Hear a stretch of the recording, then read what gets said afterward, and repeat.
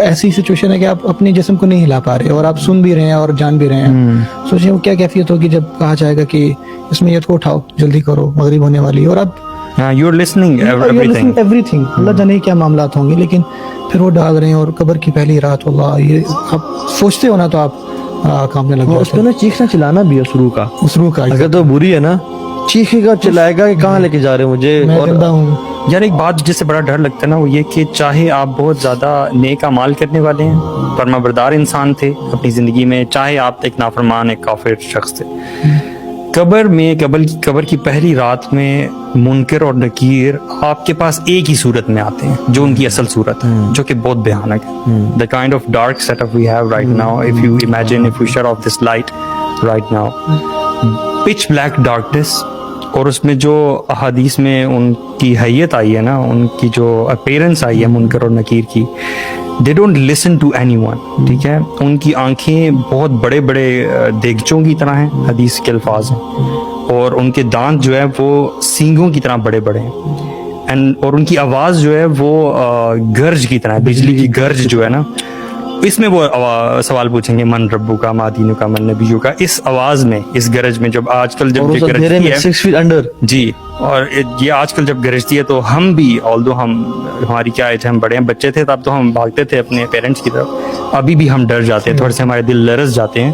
تو وہ اس pitch black darkness میں, اس آواز کے ساتھ, اس نیلی آنکھوں کے ساتھ, ایسا لگتا ہے کہ کوئی ہارر سین ہے, لیکن دس از دا ریالٹی. یہ اس شخص کے پاس, حدیث میں آتا ہے کہ اپنے دانت زمین میں گھسا کر زمین اکھیڑتے ہوئے اس کے پاس آئیں گے. بالکل. Can you imagine this?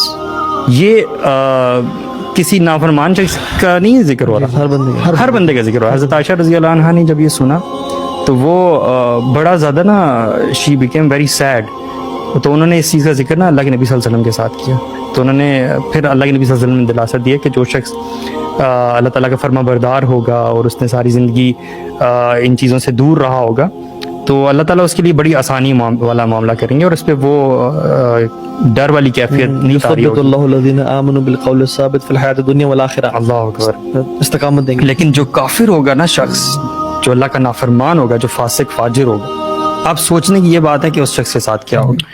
ہم کسی صحیح مطلب لین میں بھی جا رہے ہوں, ہمیں ٹریفک والا روک تو وہاں ہم کام جاتے ہیں, حالانکہ سب کچھ ہوتا ہے, صحیح بھی جا رہے ہوتے ہیں, تو انسان اس روب کے معاملے میں اتنا پریشان ہو جاتا ہے کہ یار پتہ نہیں میرا وہ لائسنس تو نہیں رہ گیا, میرا آئی ڈی کارڈ تو نہیں, حالانکہ سب کچھ ہوتا ہے. اور وہیں بندہ اور اس میں آپ 6 feet انڈر ہو, آپ کا کوئی ایگزٹ نہیں ہے, کوئی لائٹ نہیں ہے, اور یو کی not move, no contacts, no nothing.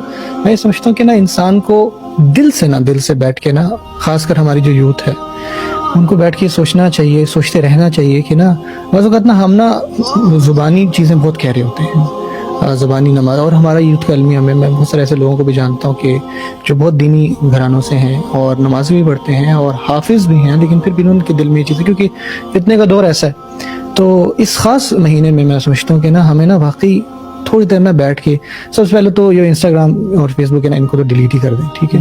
آپ بیٹھ کے سوچیں کہ آپ نمازیں پڑھ رہے ہیں, آپ تلاوت کر رہے ہیں, آپ تراویح پڑھ رہے ہیں, آپ روزے رکھ رہے ہیں, اور کہیں اندر آپ کی دل میں خدشہ ہے, آپ 100% کیونکہ دیکھیں یہ وہ معاملات ہیں نا, اگر آپ حدیث میں آتا ہے کہ اگر آپ کے اندر ایمان نہیں ہوگا نا, تو پھر آپ وہاں پہ نہیں بول پائیں گے کہ میرا رب کون تھا. بے شک آپ کو پتا تھا آپ کا رب کون, لیکن نہیں بول پائیں گے, آپ کو بھول جائے گا. وہاں جواب تو اعمال دیں گے. تو اس میں یہ کہ آپ ایک دفعہ بیٹھیں, اور یہ ایک دفعہ کا معاملہ نہیں, آپ کو نا ہر اپنی اس نیت کو, اس خیال کو نا چیک کرتا رہنا چاہیے. شیطان آپ کو یہ چیز بلا دیتا ہے.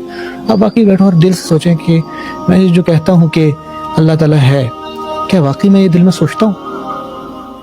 جو میں کہتا ہوں کہ رسول صلی اللہ علیہ وسلم ہمارے نبی ہیں, کیا یہ واقعی میرے دل, جو میں کہتا ہوں کہ اللہ تعالیٰ کا کلام ہے, کیا یہ واقعی میرے دل میں 100% یہ یقین ہے کہ یہ جو کتاب ہے, اس کے حروف جو ہیں یہ اوپر سے آئے ہیں؟ دیکھنے میں تو بظاہر ہم تو کہہ رہے ہیں نا, جب یہ انسان اپنے اندر چیک کر لیتا ہے, اور جو کانفیڈنس آتا ہے, اور ہر نماز کا ہر جو سویٹنس اس کو ملتی ہے ہر نیک کام کرنے کی, وہ پھر الگ لیول پہ ہے. اور پھر جو اس کی نیت بھی بہتر ہوتی ہے, ریاکاری سے بھی بچتا ہے, اور اس کے اعمال صحیح ہوتے ہیں. اصل چیز کوئی بات ہے, عاملۃ الناصبہ, آپ ساری زندگی جو ہے, آپ کی داڑھی ہے, آپ نے ایک حلیہ رکھا ہوا ہے, اور آپ کے اندر وہ چیزیں ہیں, یا آپ نے کبھی, بعض اوقات کیا ہوتا ہے کہ نہ ہم اس بارے میں سوچتے ہیں, اور نہ शैतान और ये दुनियावी चीज़ें हमें सोचने देती है। हम काम करते हैं, घर जाते हैं, सो जाते हैं, काम करते हैं, घर जाते हैं, या हमारी जो टाइम वेस्ट है, गेम्स हैं, यूट्यूब है, नेटफ्लिक्स है, ये सब चीज़ें हो रही हैं और आपको टाइम ही नहीं मिला अपनी इस एग्जिस्टेंस। आपको पता है अल्लाह ताला है, ठीक है, ये एक बड़ा अलमी है।